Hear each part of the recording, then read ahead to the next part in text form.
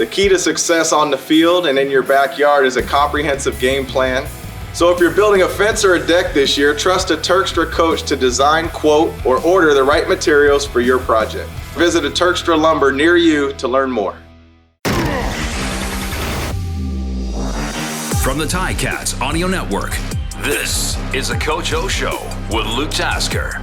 Welcome back to the Coach O Show with Luke Tasker. Ticats 6-8 coming off a loss in Toronto. 4 games left in the regular season with a bye week mixed in there. As always, send your questions to gameday@ticats.ca to ask Coach O. We'll pick one later on in this episode. Coach, it's an up and down season. Week by week, it's ups, it's downs, and you're still hanging in there and fighting for the playoffs, coming off of that tough loss. But maybe we start with the offense in Toronto. Obviously, sort of the elephant in the game was the 2 really damaging interceptions, both leading to Toronto touchdowns. You isolate those plays and remove them. I don't know. What's your take on your offense's efforts in Toronto? Yeah, we didn't execute well enough. I mean, keen sense of the obvious there, but that's what it was. And you add the safety into there, and all of a sudden you're talking about 16 points. And, but interceptions and takeaways and turnovers are part of football. When you're playing a team that's only showed up in the loss column one time, you're just not afforded that luxury to make those type of mistakes. Fortunately for us, we were able to take the ball away a little bit to offset it, but we just couldn't get it going consistently on offense there. So, it's disappointing when those games happen. You're going to have a few of those when you're playing an 18-game regular season schedule. The timing of it was disappointing. Yeah. The early deficit, and especially against a team, like you said, it's 12-1, that's hard to do. It seems to me, I wonder if you agree, that a team that's going to be able to find their way to beating Toronto, you got to get off to a good start. Is that how you see this team as well?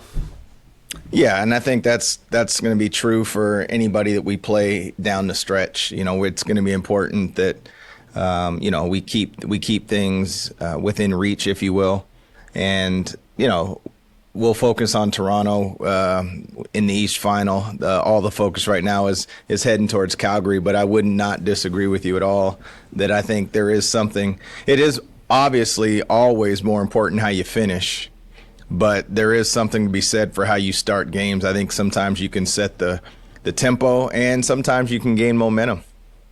Yeah. Defensively, you do the same thing. If you take off a 70-yard touchdown pass early in that game that added to that deficit, you have a defense, like you said, they took the ball away. They stopped Chad Kelly at multiple times. They held the Toronto run game to much less than it has been. Are you and Mark Washington breaking that game down? And there's got to be some hopefulness there. You're kind of saying, well, this is actually a team that defensively we could beat if we get the opportunity again. Yeah, definitely. There's lots of encouraging points there. Obviously, we had a coverage breakdown there on that long one, so we feel like that's something that's very correctable and preventable. It's not like we were in cover 0 there. I think the key stop before the half, keeping it a 2-score game was crucial. Even though the score wasn't what we would have liked it to be, it could have, they were lined up for a field goal for sure, which puts it as a 3-score game right away. And I think in the second half, I think they had 8 possessions, something like that, and we had 6 or 7 2-and-outs. And you can't play much better than that outside of scoring on defense. Yeah. And that's just the defense did what they had to do. Special teams, we showed up, but then we took penalties in the return game, and we battled to make it a 2-score game there late, and those are the things you have to do in a game like that. So overall, it was a loss, and it wasn't good enough on that day to beat a team that has now won 12 football games, and that's just what it is. It's a learning experience. It'll have no bearing on us this week. It won't have any bearing in the East Final when we go there. But you're going to have a tough time beating anybody, let alone a team that's that great when you're, it's tough momentum-wise, especially on the road when you're giving up big plays, both sides, in all three phases. But I thought we did a good job of containing Leak. I thought we punted the ball all over the field. We kind of sprayed it a little bit as a game plan and it prevented him. But he's, they're a solid football team in three phases, and their record reflects it. And we'll learn from it, and we'll move on. Yeah. Playoff picture is going to start to become more and more clear with each of the last 5 weeks of the season here. 4 games left for your team. Obviously, it's Ottawa and Montreal both getting wins in this past week is sort of makes things a little bit interesting here. But is that playoff picture and that development at all in your meeting rooms or at all in your team's prep as you guys prepare, or is that a distraction?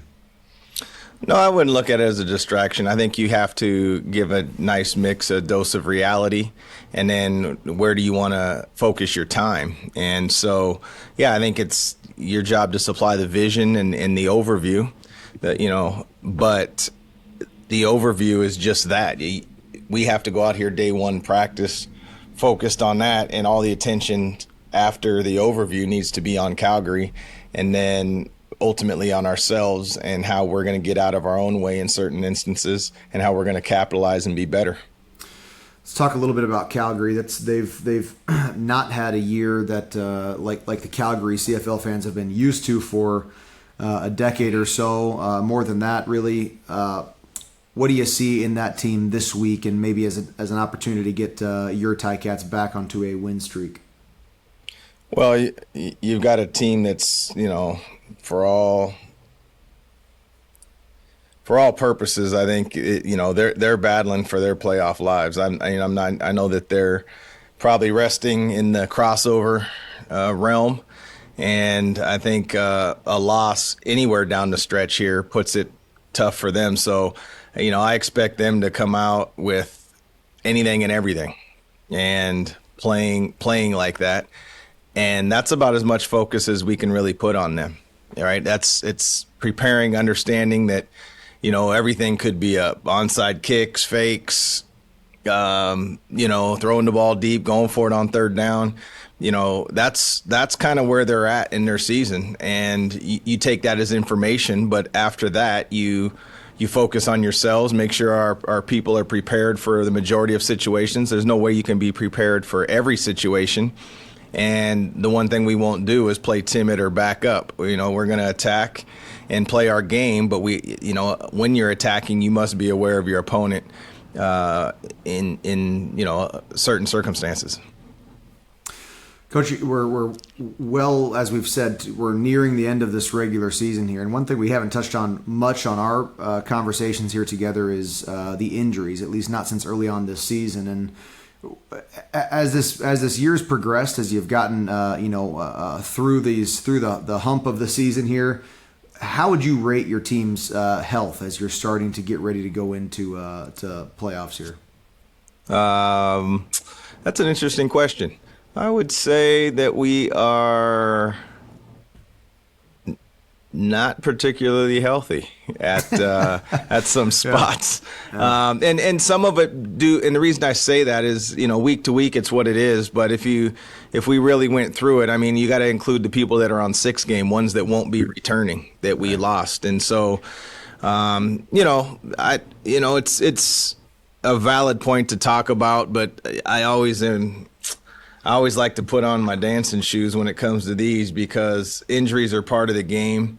It's all injuries. Sometimes they're not equal. Sometimes a team loses a leader that's not a great statistical person. Sometimes they lose their quarterback, their starting quarterback. Sometimes they lose their backup starting quarterback. Sometimes they lose a starting left tackle. Sometimes, it's just all injuries may be equal, maybe with total numbers, but what those injuries mean to to each football team is different. Mm-hmm. And I can say that we've had our fair share in all areas. That's what I'm most proud of, though.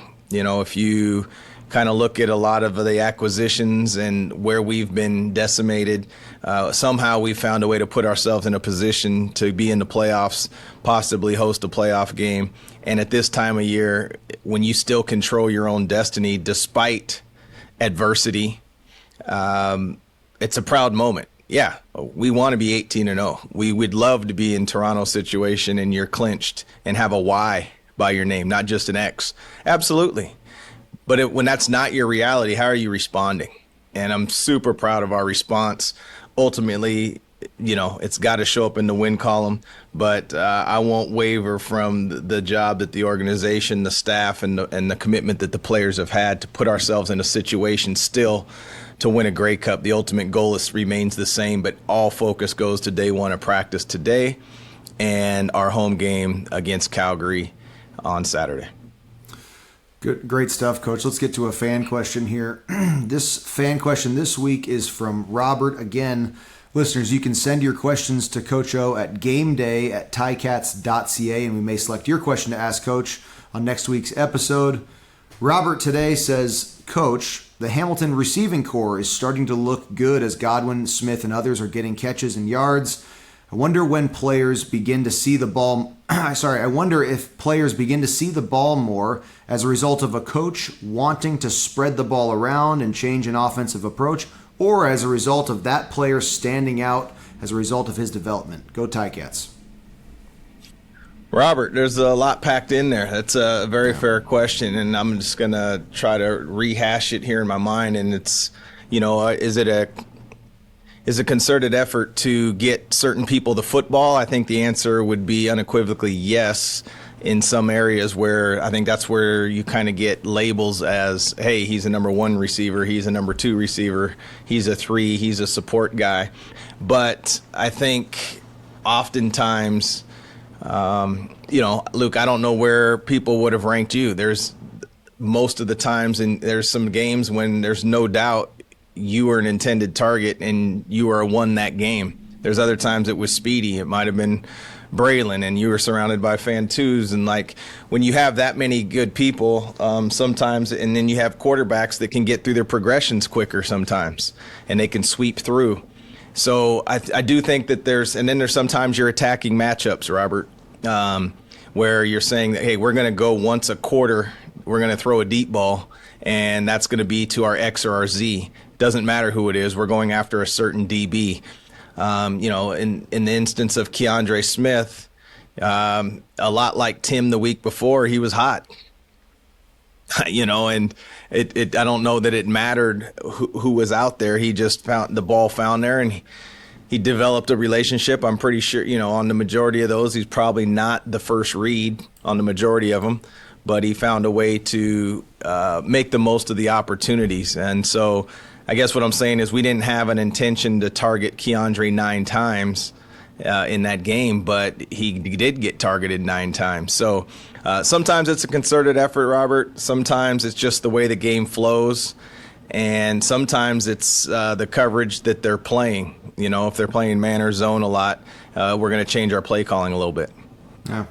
Interesting question. Gives me a little bit of a chicken and egg concept as well. Like you got to have trust there, but also when you're hot or when it's the day that when your number's called, and if you can do it, then it happens again. So, good question, Robert. Thank you for that. Again, you can send your questions to Coach at gameday@ticats.ca.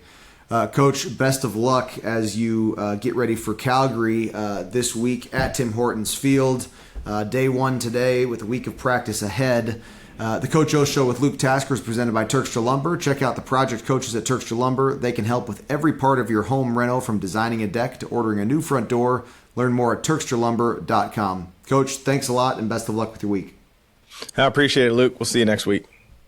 Another episode of the Coach O Show with Luke Tasker is in the books. Let us know your thoughts. Email us at gameday@ticats.ca. Coach O and Luke are back next week to discuss the latest from the locker room. Subscribe to the Ticats Audio Network on Spotify or wherever you get your podcasts.